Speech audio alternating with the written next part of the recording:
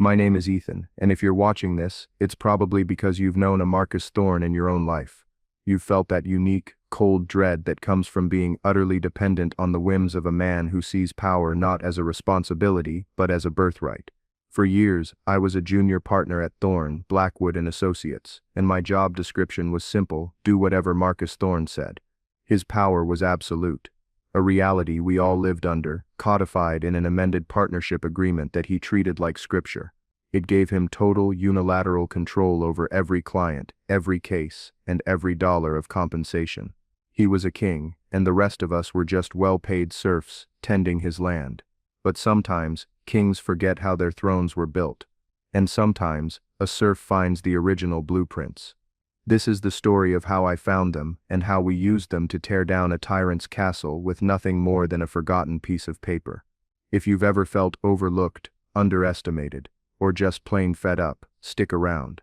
You're going to want to hear this. Let me know in the comments if you've ever had a boss who thought the rules didn't apply to them, and don't forget to subscribe for more stories about getting your own back. It started, as these things so often do, with a public humiliation. It wasn't the first, not by a long shot, but it was the one that broke something inside me. We were in the main conference room, the one with the 20-foot mahogany table that Thorne had imported from Italy. It was polished to such a mirror finish you could see your own defeated reflection in it. The air was thick with the smell of expensive coffee and fear. We were there for the quarterly performance review, which was less a review and more of a ritualistic flogging where Thorne reminded everyone of their place. He sat at the head of the table, a bulldog of a man in his late 60s, with a face that seemed permanently flushed with indignation and expensive scotch. His suit was worth more than my car, and he wore it like armor. He went down the line, dissecting each junior partner's performance with a surgeon's callous precision. He'd praise one for landing a minor account, then immediately undercut it by questioning their strategy. He'd critique another's billable hours, conveniently ignoring the pro bono work he himself had assigned them. It was a masterclass in psychological warfare, designed to keep us insecure and fighting amongst ourselves for scraps of his approval. Then he got to me. A thin, predatory smile spread across his lips. I braced myself. He said, "Ethan, let's talk about the Sterling Robotics acquisition."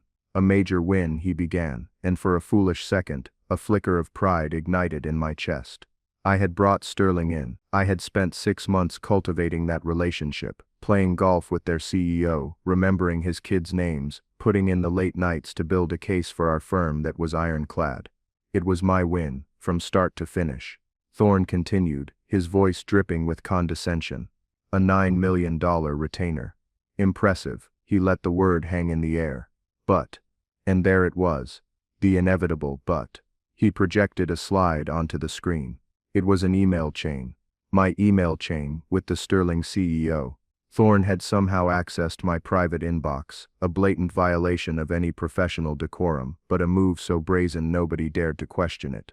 He highlighted a sentence I'd written in the final negotiation stages. In it, I offered a small strategic concession on billing for initial discovery work to get the deal signed before the end of the quarter.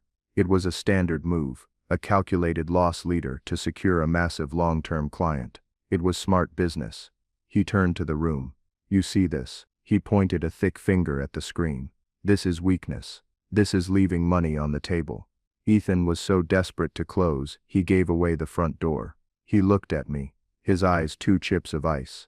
I felt the blood drain from my face. The other partners, Sarah, David, Liam, all stared at the table, at their hands, anywhere but at me. They knew the truth. They knew that without that concession, the deal would have stalled, and our biggest competitor would have swept in. They also knew that to speak up would be to paint a target on their own backs. Thorne wasn't finished. He'd found his rhythm. This firm was built on strength, on never backing down, on maximizing value. It was not built on discounts. He said the word discounts, like it was something he'd scraped off his shoe. My name is on the door, Ethan. My standards are what hold this building up. When you signal that we are negotiable, you are telling the world that my name is negotiable, and that will not happen. He clicked off the projector, plunging the room back into its dim, oppressive atmosphere. The silence was deafening.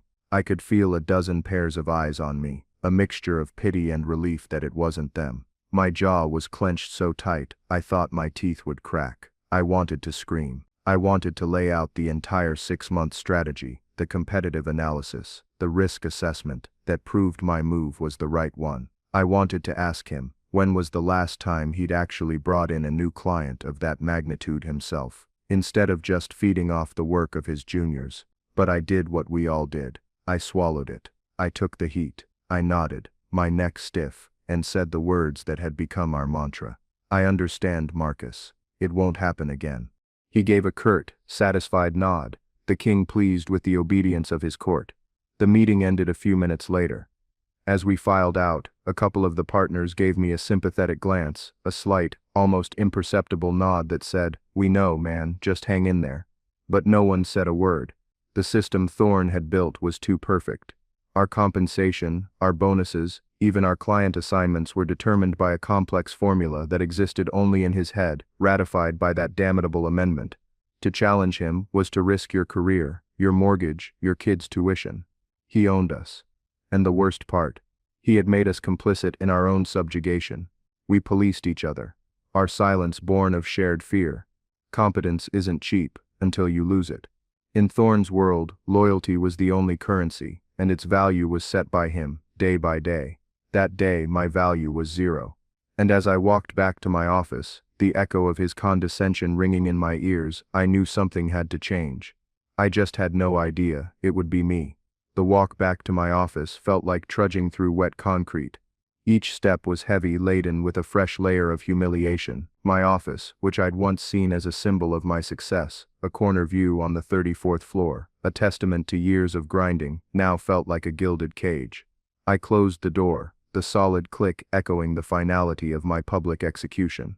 I sank into my leather chair, the cool material a stark contrast to the heat rising in my face. I stared out the window at the sprawling city below, a panorama of ambition and power, but all I could see was my own reflection in the glass, a man in a tailored suit who had just been neutered in front of his peers. This wasn't just about the sterling deal. It was about the slow, corrosive drip of 1,000 other slights.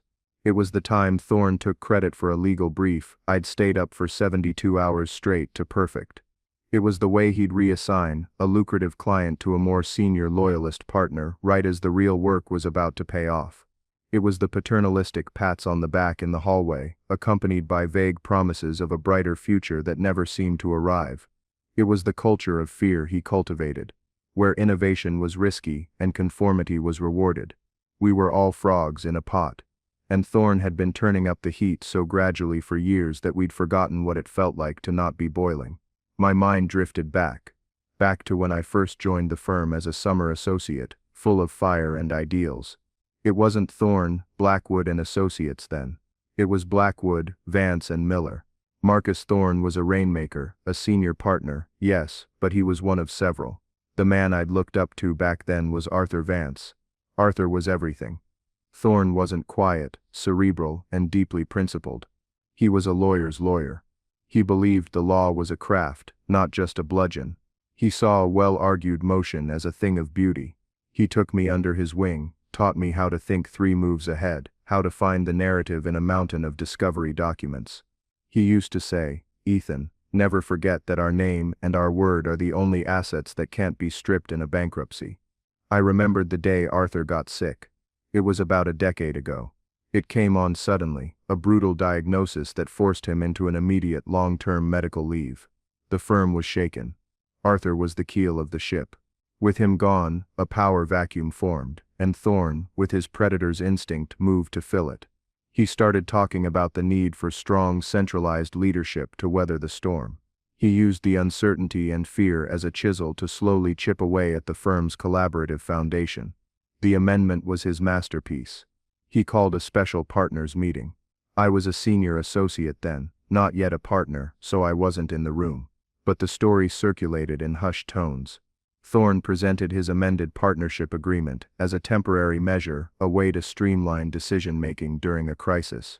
He argued that with Arthur incapacitated, the firm needed a single decisive voice.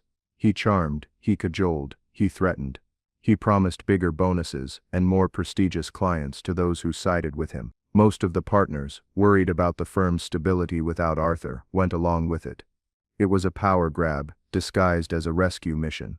I remember hearing a rumor that one partner had objected. A quiet protest. But it was just a rumor. And in the years that followed, Thorne's power became so entrenched that the memory of that old firm, the one built on consensus and respect, faded into a myth. Arthur Vance never returned. He took a medical retirement, and his name was quietly removed from the letterhead. Blackwood, Vance and Miller became Thorne, Blackwood and Associates. The transition was complete. Thorne had his throne. My phone buzzed on the desk, shaking me from my reverie. It was a text from my wife, Jessica. "Everything okay? You're quiet." I typed back, "Long day." The usual. I couldn't bring myself to tell her the details. It felt too pathetic to articulate. How do you explain to someone outside this world that your boss stole your victory and then used it to whip you in front of your colleagues, and that you just had to sit there and take it? It sounded like a scene from a mob movie, not a prestigious law firm. But the memory of Arthur Vance had stirred something in me. His voice, his principles felt like a ghost in the room. I thought about the case I was supposed to be working on, a complex corporate liability suit for a legacy client that dated back to the firm's founding. It required digging through decades of archival records stored in the sub-basement, a dusty catacomb of forgotten legal history that no one ever visited. The partners had a running joke about it being the place where old lawsuits go to die. Thorne had dumped the case on me last week, calling it a housekeeping matter, a clear signal that it was grunt work beneath his notice.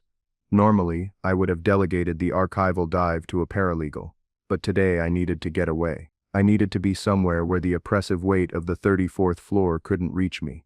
I needed to do something physical, something tangible. So I stood up, straightened my tie, and headed for the elevator. I wasn't going down to the lobby. I was going all the way down. The sub-basement was exactly as I'd imagined. The air was cool and smelled of old paper, dust, and time. Rows upon rows of tall metal shelves stretched into the gloom, each one crammed with identical faded cardboard boxes. The only light came from a few bare bulbs hanging on long cords, casting long, distorted shadows. It felt less like an archive and more like a tomb. A single, ancient-looking index computer sat on a metal desk near the entrance, its green screen cursor blinking slowly. I typed in the case number and it spat out a location, aisle 17, section B, shelf 4. I found the aisle and ran my hand along the boxes, their surfaces gritty with dust. I pulled down the one I needed, and a few others from the same era, figuring it was better to take more than I needed and avoid a second trip. I lugged them over to a small, dusty table under one of the bare bulbs. I sneezed twice, the dust coating the back of my throat. I sat down on a rickety wooden chair and pried open the first box. Inside were stacks of manila folders, held together with brittle, yellowed rubber bands that snapped at the slightest touch. For the next few hours, I lost myself in the work. It was methodical, almost meditative. I sifted through old contracts, depositions, and handwritten notes. The case was a tangled mess, just as I'd expected. But being down here away from everyone felt like a relief. The silence was broken only by the rustle of paper and the low hum of the building's ventilation system. It was peaceful. I was just a lawyer doing his job, a craftsman working with his materials. It was in the third box, buried at the very bottom, that I found it. It wasn't part of the case file. It was a slim leather-bound folder, a deep burgundy color, with the words Corporate Records, 1,972 to 1,980 inches, embossed in faded gold leaf on the cover. It must have been misfiled decades ago. Curiosity got the better of me. I opened it. Inside were the firm's original incorporation documents from 1972, the Articles of Incorporation, the initial shareholder registry, and the bylaws. It was a history of the firm in my hands.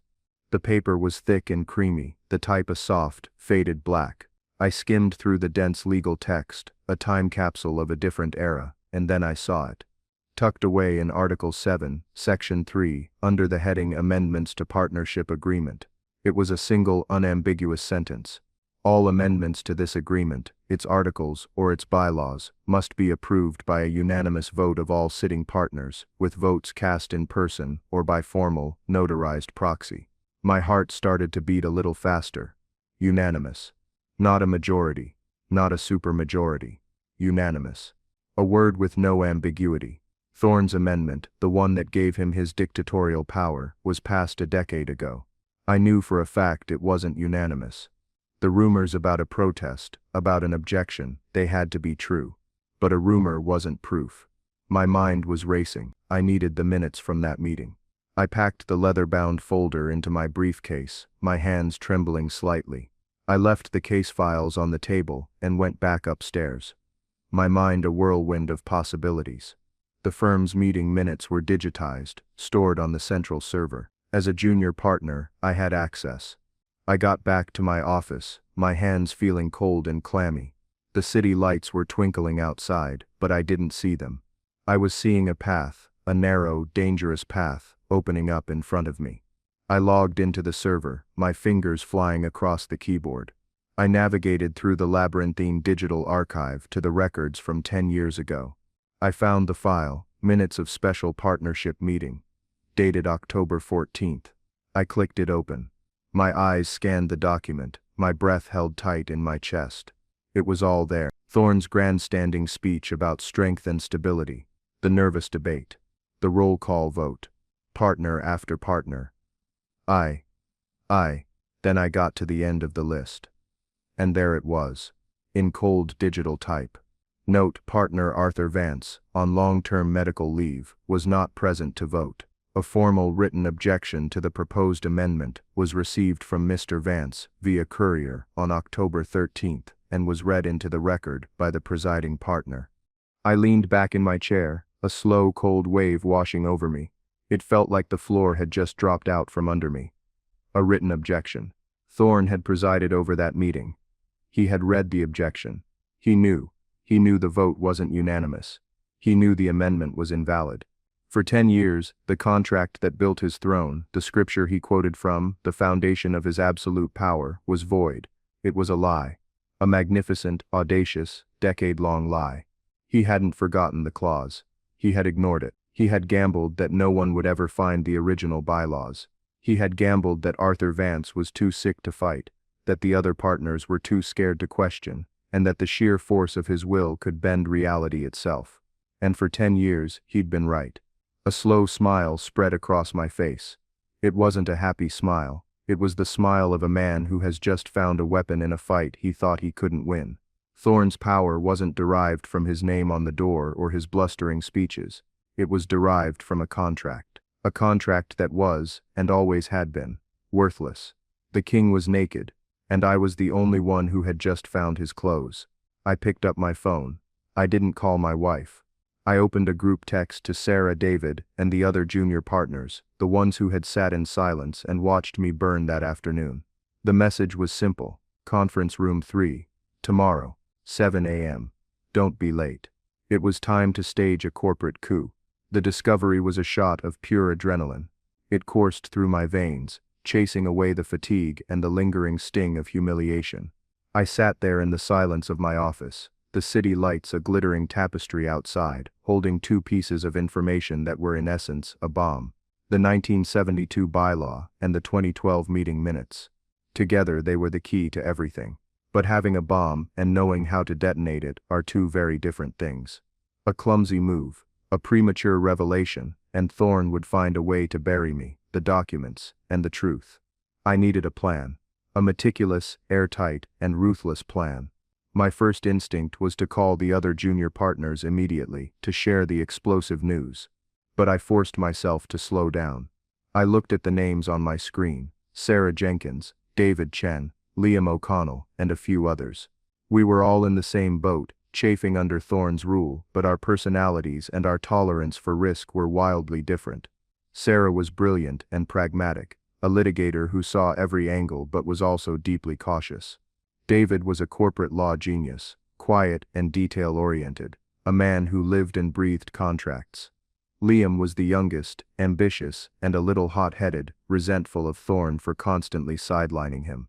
To just dump this information on them in a group chat would be amateurish. It would create panic and disunity. Thorne's greatest strength was his ability to divide and conquer. He'd pick us off one by one, preying on our individual fears. Sarah's fear of instability, David's fear of professional chaos, Liam's fear of his career stalling. No, I had to control the narrative. I had to present this not as a chaotic rebellion, but as a calm, logical, and legal restoration of order. The law was on our side. I had to make them see that. I spent the next 2 hours in my office, not celebrating, but working. I was a lawyer, building a case. My client was the firm itself, and the defendant was Marcus Thorne. I created a secure password-protected file on a thumb drive. I scanned the original bylaw from the burgundy folder. I saved a copy of the meeting minutes. Then I started drafting a memorandum, a legal argument. I laid it out with the cold, dispassionate precision Arthur Vance had taught me. Fact 1. The original 1972 bylaws, Article 7, Section 3, require a unanimous vote for any amendment. I cited the document. Fact 2. The amendment of October 14, 2012 was not passed by a unanimous vote. Fact 3. Partner Arthur Vance, a sitting partner at the time, formally objected in writing. I cited the meeting minutes. Conclusion. The amendment is, and has always been, null and void ab initio. As a result, all actions, decisions, and compensation structures derived solely from the authority granted by said amendment are legally invalid. I stared at that last sentence. The implications were staggering. 10 years of bonuses. 10 years of client assignments. 10 years of Thorne's unilateral decisions, all built on a foundation of sand. It was a weapon of mass destruction.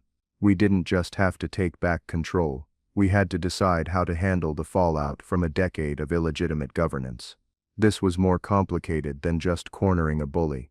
This was about saving the firm from the consequences of his fraud. My next step was verification. I needed to be absolutely certain of Arthur Vance's status at the time of the vote. Long-term medical leave was clear, but Thorne could argue some technicality, that he wasn't a sitting partner in the truest sense. I went back to the digital archives.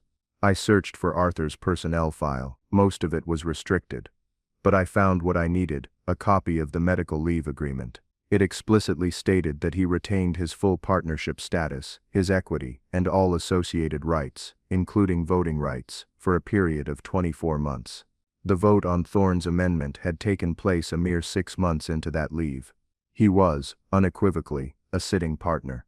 Then I focused on the most crucial piece of evidence, the written objection itself. The minutes said it was read into the record, but where was the physical document? It was a long shot, but I went back down to the sub-basement. I didn't search for case files this time. I looked for boxes labeled meeting records or partnership administration. After an hour of searching through dusty, forgotten administrative archives, I found it. It was a box labeled Special Meeting Materials, 2012. My heart pounded. I opened it, and there, in a folder marked Vance Correspondence, was a single crisp piece of paper. It was a letter, written on Arthur's personal letterhead. The signature was slightly shaky, but unmistakably his. The text was short and powerful. To my partners it began. While I cannot be with you today, I have reviewed the proposed amendment. I believe it fundamentally alters the collaborative and democratic character of our firm, concentrating a dangerous amount of power in a single individual. It is a departure from the principles upon which we founded this practice. Therefore, I must formally register my vote against this amendment. I object in the strongest possible terms. Sincerely, Arthur Vance. Holding that letter felt like holding a sacred relic. This was the ghost's voice, made real. This was the proof. This was incontrovertible. Thorne hadn't just ignored a bylaw, he had silenced a sick man's principled stand. The callousness of it settled in my gut like a cold stone. This was no longer just about my own ambition or my own wounded pride. This was about justice for Arthur. It was about restoring the soul of the firm he had helped build. I knew then that I couldn't do this alone, but I also couldn't trust everyone. I had to start with one person. A keystone. It had to be Sarah Jenkins. She was the most respected among the junior partners besides me. If I could convince her, the others would follow. She was in her office, I could see her light was still on. She was a notorious workaholic. I walked over to her office and knocked softly on the doorframe. She looked up, surprised to see me. Her expression was guarded, still colored by the pity from the afternoon's meeting. "Ethan," she said, her voice tired. Tough day. I'm sorry about what happened in there. He was out of line. I appreciate that, Sarah, I said, keeping my voice low and steady. But that's not why I'm here. Can I talk to you for a minute? It's important. She motioned for me to come in and close the door. I sat down opposite her desk. I didn't speak right away. I just pulled the thumb drive from my pocket and slid it across the desk to her. She looked at it. Then at me, her brow furrowed in confusion. What is this? She asked. I looked her straight in the eye. It's the end of Marcus Thorne, I said. But only if we have the courage to see it through. Her eyes widened slightly. She plugged the drive into her computer. I had organized the files perfectly. A folder labeled E-Exhibit A contained the 1972 bylaw with the unanimity clause highlighted. E-Exhibit B had the meeting minutes, with the note about Arthur Vance's objection highlighted. E-Exhibit C was the scan of Arthur's letter itself. I watched her face as she read. I saw the progression of emotions I had felt myself just hours earlier. Confusion, dawning comprehension, shock, and then a slow, cold fury. She looked up from the screen, her face pale. Is this real? She whispered. It's real, I said. I found the originals in the sub-basement. The corporate records folder was misfiled in a case box from 1978. He never knew it was there. She read Arthur's letter again, her lips a thin, hard line. That son of a bitch, she breathed. I remember that meeting. He read the letter, but he framed it as the sad, confused ramblings of a sick man. He said it was an emotional plea, not a formal vote. He advised us to honor Arthur's legacy by ensuring the firm was strong enough to survive his absence. He used our sympathy for Arthur against us. And we all bought it, I said. Because we were scared. Because he was offering us a lifeboat. We just didn't realize he was the one who had scuttled the ship.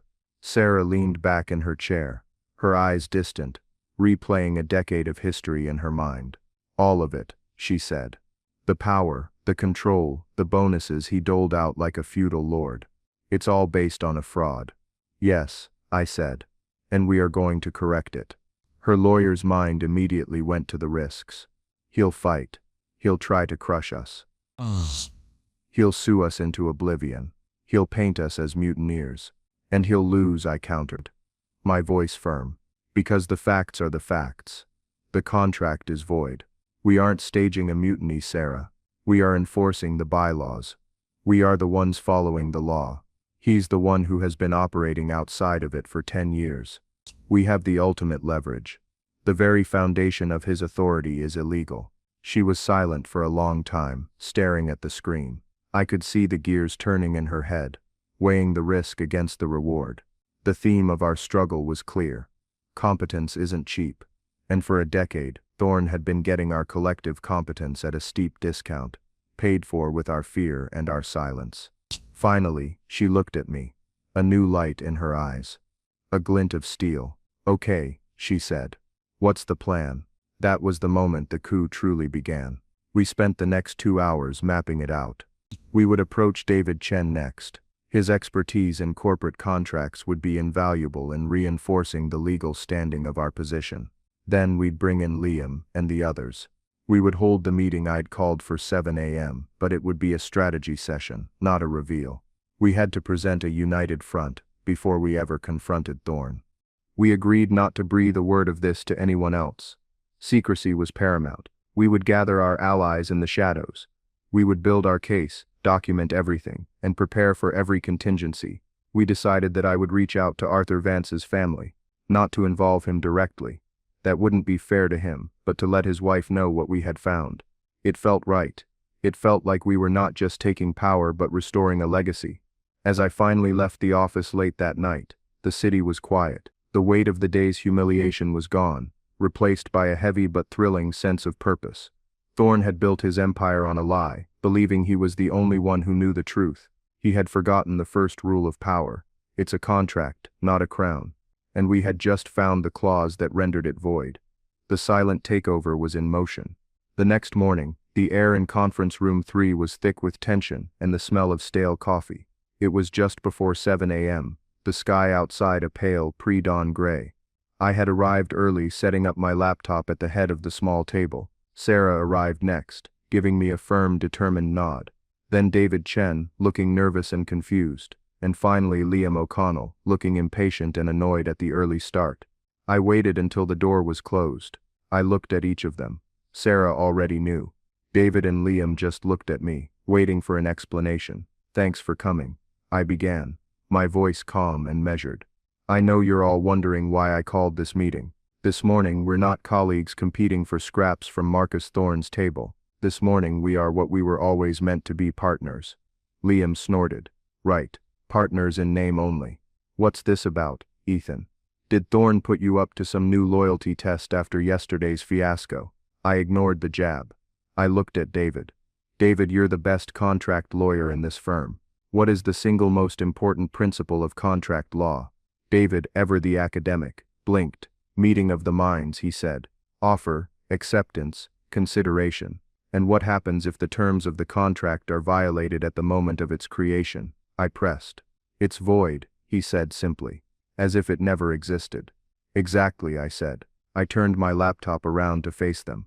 "For the past 10 years this firm has been operating under a fraudulent contract." I walked them through it, just as I had with Sarah. I showed them the 1972 bylaw.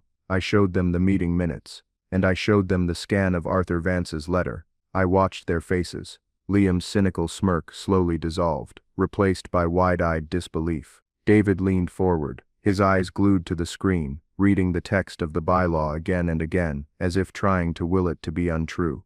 This is the original?" David asked, his voice barely a whisper. "I found the book in the archives," I confirmed. "It's real. And the letter?" Liam asked, pointing a trembling finger at the screen. "In the meeting records box. He never shredded it. Arrogance, I guess. He probably thought no one would ever have a reason to look for it." David leaned back, running a hand through his hair. "My God," he said. "Unanimous consent. I've drafted 100 partnership agreements. That clause is an atomic bomb. It's designed to prevent exactly what Thorne did." "He didn't just ignore it," Sarah added, her voice cold as ice. "He actively concealed it. He misrepresented Arthur's letter. That's not just a breach of contract. That's fraud." The room was silent for a moment as the full weight of the discovery settled over them. It was one thing to hate the king. It was another to hold the executioner's axe. "So what do we do?" Liam finally asked, a tremor of excitement in his voice. "Do we go to the bar association? Do we confront him?" "No," I said, taking back control of the meeting. "A public fight would destroy the firm. Clients would flee. Our reputation would be in tatters. Thorne knows that. He would use the threat of mutually assured destruction to keep us in line. We can't let this get messy. We have to do this cleanly, surgically." "This isn't a rebellion," Sarah reinforced, backing my play perfectly. "This is a corporate action. We are enforcing the legal governing documents of this partnership. We are the ones on solid ground. He is the one standing on a trapdoor." Over the next hour, we solidified the plan. Our first move had to be silent. We needed to lock in our support. There were 12 junior partners in total. We had 4 in this room. We identified 3 more who we were confident would join us. Partners who had been particularly burned by Thorne in the past. That would give us 7, a clear majority. The other 5 were either too timid or too loyal to Thorne. We would leave them in the dark for now. The plan was simple. I, along with Sarah and David, would meet with our chosen allies one by one, in private. We would present the same evidence. We would secure their allegiance. We would create a silent majority. Our first move would be an email, a formal request for a full partnership meeting, sent to all partners, including Thorne. The agenda item would be simple: review and ratification of the current partnership agreement in accordance with original corporate bylaws. It sounded innocuous, bureaucratic, but Thorne would know. The mention of original corporate bylaws would be a shot across his bow. It would tell him that we knew. It would force him to react, but he wouldn't know how many of us there were. He wouldn't know who his enemies were. He would be isolated, surrounded by a fog of uncertainty. His paranoia would do half the work for us. Before we left, I made them all swear an oath of absolute secrecy. A single leak would be catastrophic. We were in this together, all or nothing. As they filed out of the room, their faces were a mixture of fear and exhilaration. The dynamic had shifted. We were no longer just colleagues, we were conspirators. Later that day, I made one of the most difficult calls of my life. I had found a number for Arthur Vance's wife, Eleanor. I hesitated for a long time before dialing, my thumb hovering over the screen. Was I dragging an elderly woman into a messy corporate battle? But my gut told me it was the right thing to do. She deserved to know that her husband's stand had not been in vain. A kind, gentle voice answered the phone. "Hello, Mrs. Vance?" I said. "My name is Ethan Croft. I'm a partner at Thorne, Blackwood. I used to work with your husband many years ago. He was a mentor to me." There was a pause. "Oh yes," she said, her voice warming slightly. "I remember Arthur speaking of you. The bright young man from Columbia. It's lovely to hear from you."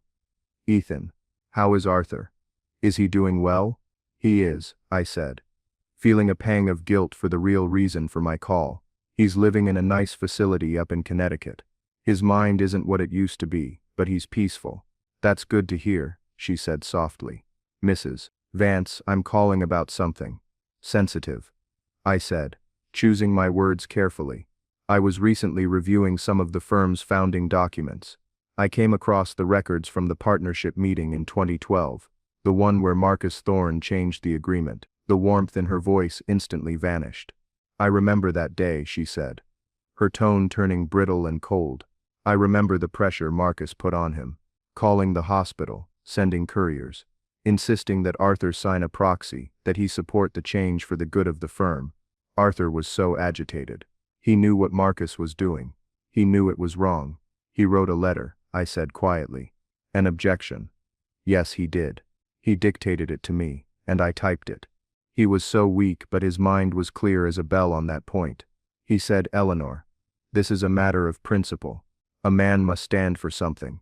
He made me call a notary to come to the hospital room. He was so proud of that letter. He said it was the last important thing he would ever do as a lawyer. And then, we heard nothing. Marcus pushed the amendment through, and Arthur's objection was just ignored. It broke his heart. Ethan. I think it was the final blow that took the last of his fight away.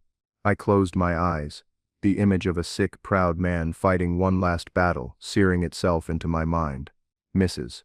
Vance," I said, my voice thick with emotion, "I want you to know that his letter was not ignored forever. We found it, and we found the original bylaws that prove he was right. His objection was legally binding. Thorne's amendment is void." There was a sharp intake of breath on the other end of the line, followed by a long, heavy silence. Then I heard a soft sob. "Are you telling me the truth, Ethan?" she asked, her voice cracking. "I am. A few of us are moving to correct it, to restore the firm to the way it was meant to be, the way Arthur and the other founders designed it. I thought you should know.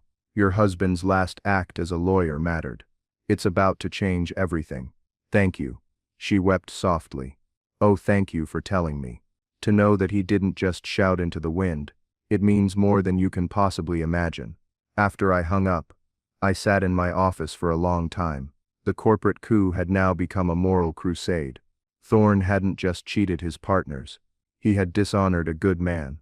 The weight of that sin was about to come crashing down on his head. The next 2 days were a blur of clandestine meetings. Sarah, David and I divided the list. I took the first meeting with Jessica Riley, a fierce tax attorney who Thorne had recently screwed out of a massive commission. We met for coffee far from the office. I laid out the evidence.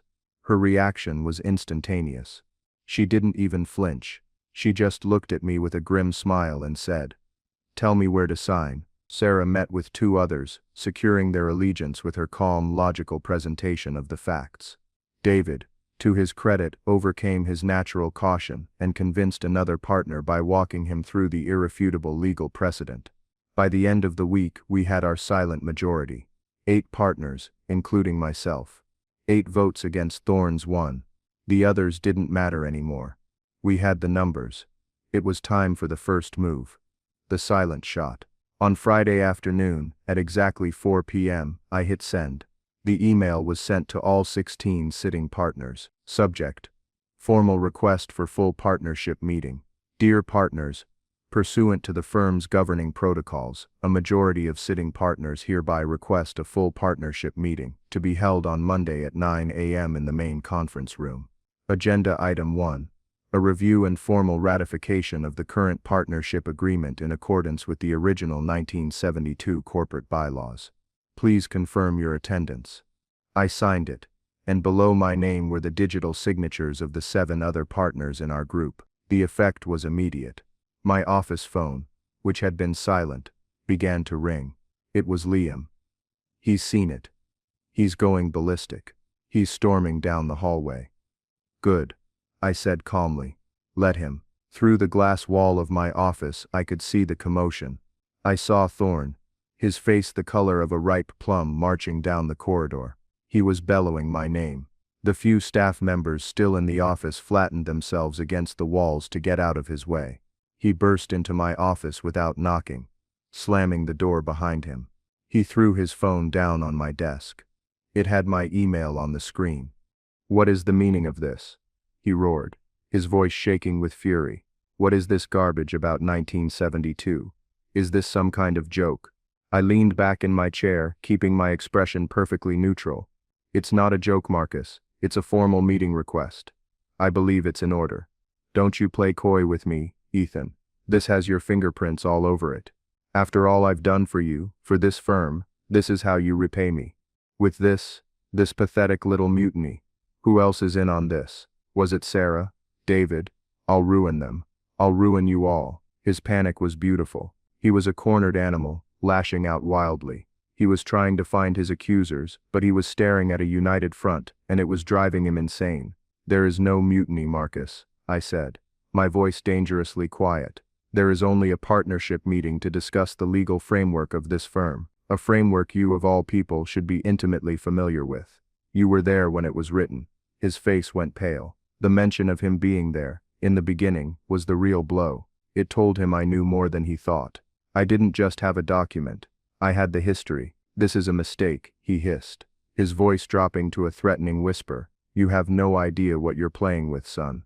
You are making a grave, career-ending mistake." I just smiled a little. "Perhaps. We'll discuss it on Monday. Now if you'll excuse me, I have work to do." I turned back to my computer, dismissing him.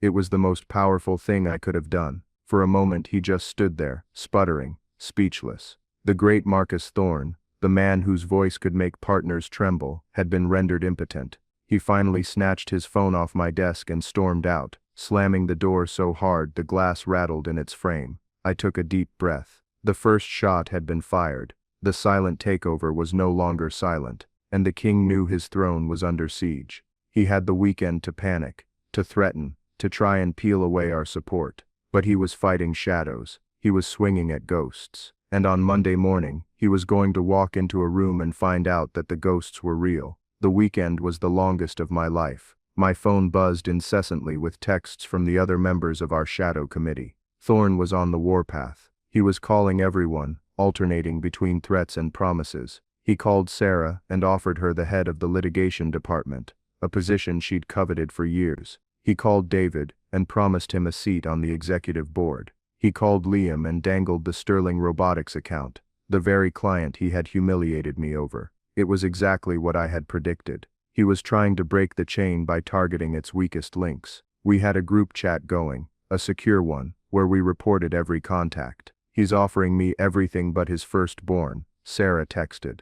"Told him I'd have to think about it." "The man has no shame," Liam added. "He's basically offering to sell me the rope to hang you with, Ethan." My response was always the same. Hold the line. Don't say yes. Don't say no. Just say you'll be at the meeting on Monday. Let him sweat.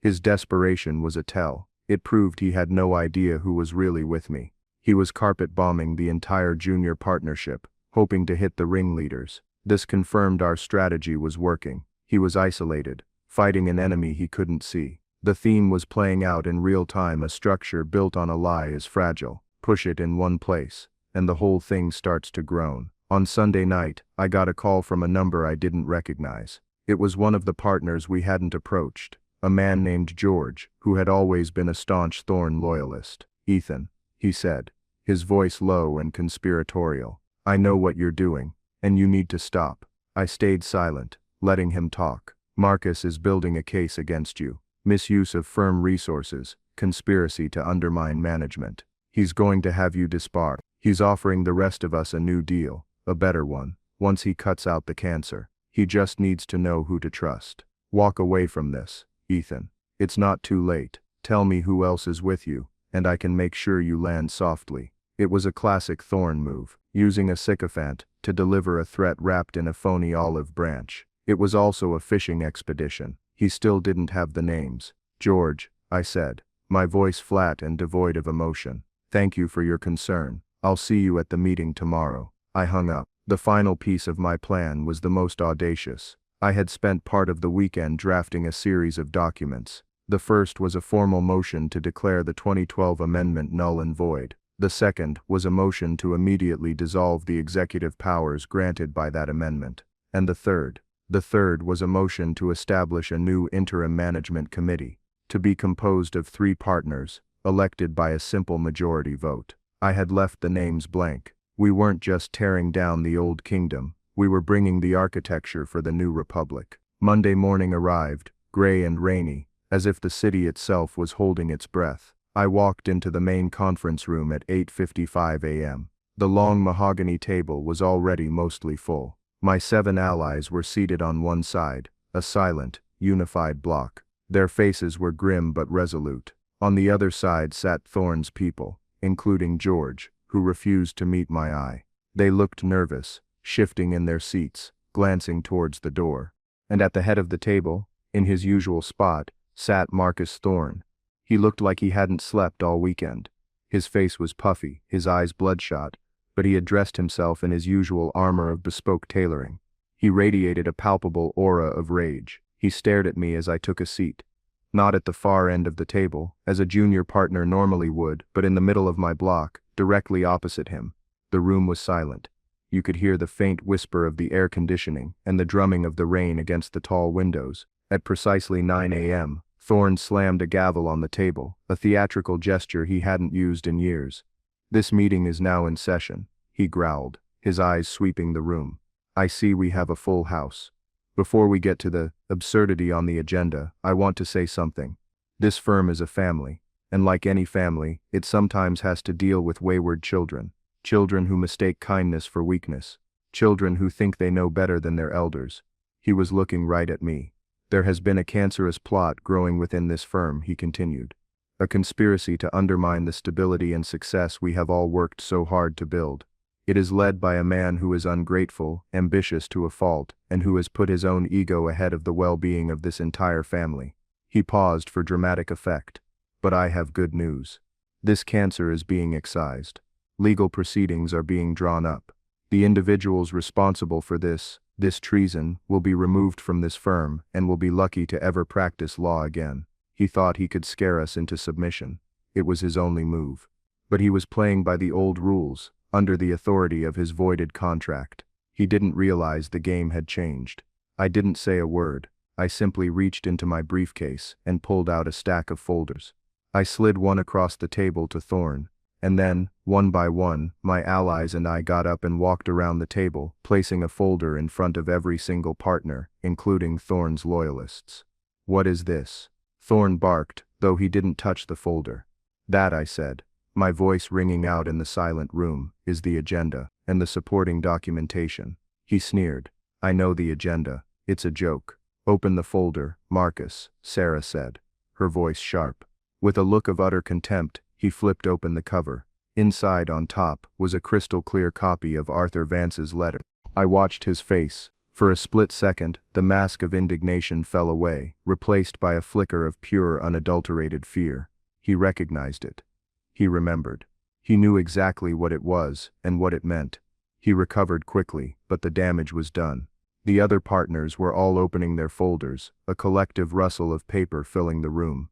I saw looks of shock and confusion on the faces of Thorne's allies as they saw the letter, the 1972 bylaw, the meeting minutes.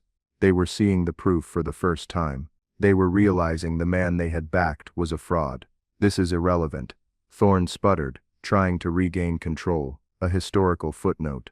A misinterpretation of Article 7, Section 3. David Chen interjected, his voice calm and academic. The one that requires unanimous consent.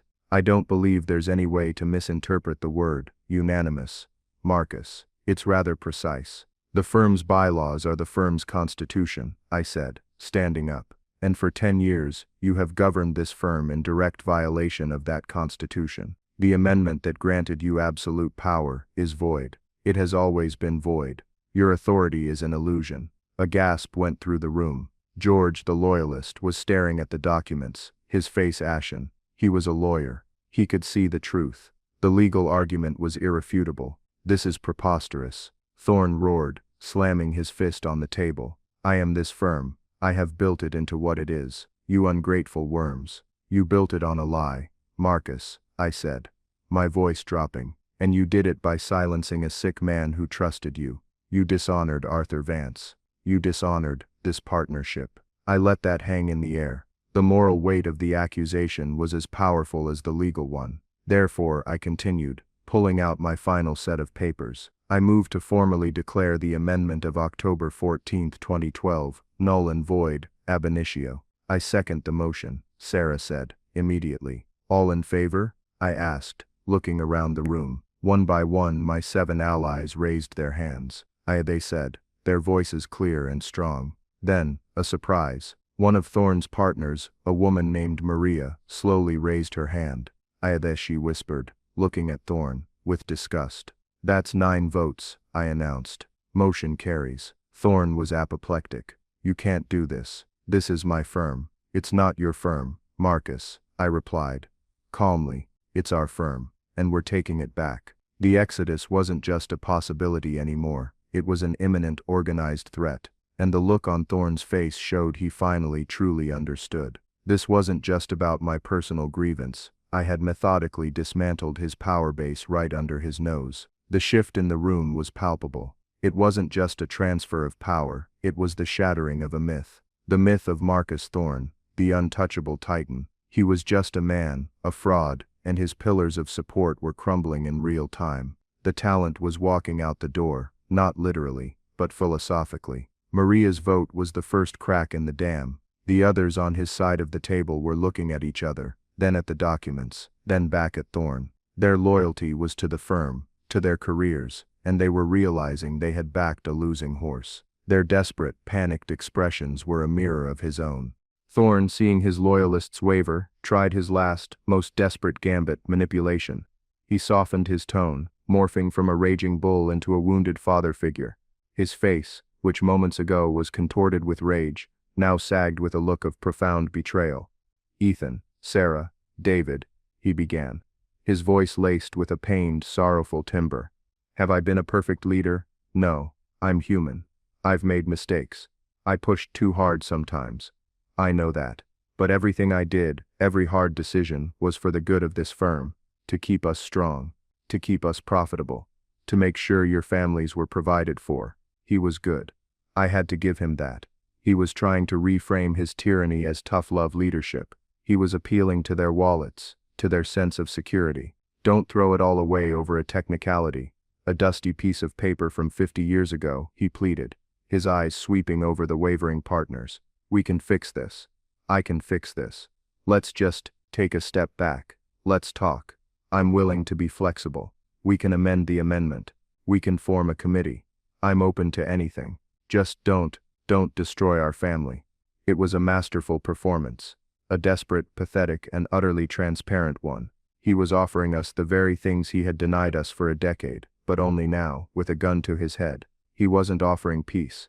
He was offering a truce, so he could reload. I let the silence hang for a moment, letting his empty words dissipate in the tense air. Then I spoke, my voice devoid of all emotion. It's not a technicality, Marcus. It's the law, a concept you seem to have forgotten, and you're not offering to fix anything. You're offering to negotiate the terms of your surrender. But we're not negotiating. I held up the next document. I moved to dissolve the executive powers and all compensation-setting authority granted under the voided amendment, effective immediately. Liam seconded it before I had even finished speaking. The vote was quicker this time. 10 ayes. Only Thorne and his most die-hard sycophants were against it. Motion carries, I announced, a cold finality, in my voice. Thorne slumped in his chair. The fight had gone out of him. He looked smaller, older. The power had been stripped from him, layer by layer, in less than 20 minutes. He was just a partner now, one of 16, with no special authority, no control over clients, no say in anyone's bonus but his own. He was trapped in the prison he had built for everyone else. The final motion, I said, was to establish a 3-person interim management committee. Nominations are now open. Sarah immediately nominated me. I nominated her. David nominated Liam, a strategic move to harness his youthful energy. We voted. The result was a foregone conclusion. The 3 of us were elected with an overwhelming majority. The meeting was over. We had won. It was a silent, bloodless coup, executed with the precision of a legal brief. As people started to file out of the room, some of them came over to our side, shaking our hands, their faces a mixture of relief and awe. They were free. Thorne remained in his chair, staring at the polished mahogany table, as if he could see his own broken reflection. I walked over to him. He didn't look up. Why? He rasped, his voice a dry whisper. I leaned down slightly. You humiliated me, Marcus. You took my work, my client, and you used it to belittle me in front of my peers. You did that because you could, because your power was absolute. But you forgot something Arthur Vance taught me a long time ago. Power built on a lie has an expiration date. Yours just came due. I turned and walked away, leaving him alone in the vast empty conference room, a king without a kingdom, a tyrant without any subjects left to terrorize. The throne wasn't just empty. We had dismantled it, piece by piece, and melted it down for scrap. The weeks that followed were a whirlwind of change. The firm felt lighter. The air of fear that had permeated the hallways for a decade had lifted. People were smiling. They were collaborating. Ideas were being shared openly, without fear of them being stolen or shot down by a jealous tyrant. It was a renaissance. The interim management committee, me, Sarah, and Liam, worked tirelessly. Our first order of business was to conduct a full, transparent audit of the last 10 years. The financial discrepancies we found were staggering. Thorne had been quietly funneling a disproportionate amount of the firm's profits into his own accounts, using the opaque compensation formula he controlled as cover. It wasn't just a power grab, it was systematic asset stripping. Competence isn't cheap, and he had made sure his own incompetence was incredibly expensive for the rest of us. We presented our findings to the full partnership. The evidence was so damning, so clear, that Thorne had no choice. He was facing disbarment and a massive lawsuit from his own partners. 2 weeks after the coup, a single terse email went out to the entire firm. Marcus Thorne has resigned from the partnership, effective immediately. He was gone. He didn't even clean out his own office. He just vanished, a disgraced ghost in the machine he had created. Our next act was to right a historical wrong. We drafted a new resolution. It wasn't legally necessary, but it was morally essential. We officially reinstated the firm's original name, Blackwood, Vance and Miller. We even commissioned a new sign for the lobby. The day it was installed, Eleanor Vance came to the office. I walked her through the lobby, and when she saw her husband's name, bold and proud on the wall, she burst into tears. She held my hand and simply said, "You brought him home." In that moment, all the risk, all the stress, all the sleepless nights were worth it. We rewrote the partnership agreement, enshrining the principles of democracy and transparency in its DNA. All major decisions would be made by a vote of the full partnership. The management committee would be elected and would serve rotating terms. We created a clear, fair, and open compensation formula based on merit, billable hours, and client origination. No more secret deals. No more favoritism. My own life changed too. I was no longer just a junior partner taking orders. I was a leader, one of 3, guiding the firm into a new era. The respect I received from my colleagues was no longer tinged with fear or pity. It was genuine. It was earned. The Sterling Robotics account, my client, flourished under our new collaborative approach, becoming one of the firm's most profitable relationships. The victory was sweet, not just because I had won, but because of how we had won. We hadn't used threats or intimidation. We had used the truth. We had used the law. We had used the very principles the firm was supposed to stand for. I sometimes think about Thorne. I hear he's living out his retirement in Florida, a pariah in the legal community. He built an empire on a foundation of a single arrogant lie. He thought power was a fortress, but it was just a house of cards. All it took was one person, finding one forgotten clause to blow it all down. He learned the hard way that a contract is only as strong as the integrity of the people who sign it. His had none. The firm is thriving now, more successful than ever. We even brought Arthur Vance's portrait out of storage and hung it in the main conference room, right where everyone can see it. It's a reminder of where we came from, and a warning to never let one person's ego threaten to tear it all down again. We proved that a workplace doesn't have to be a battlefield ruled by a despot. It can be a community, built on mutual respect and shared success. We just had to be brave enough to read the fine print.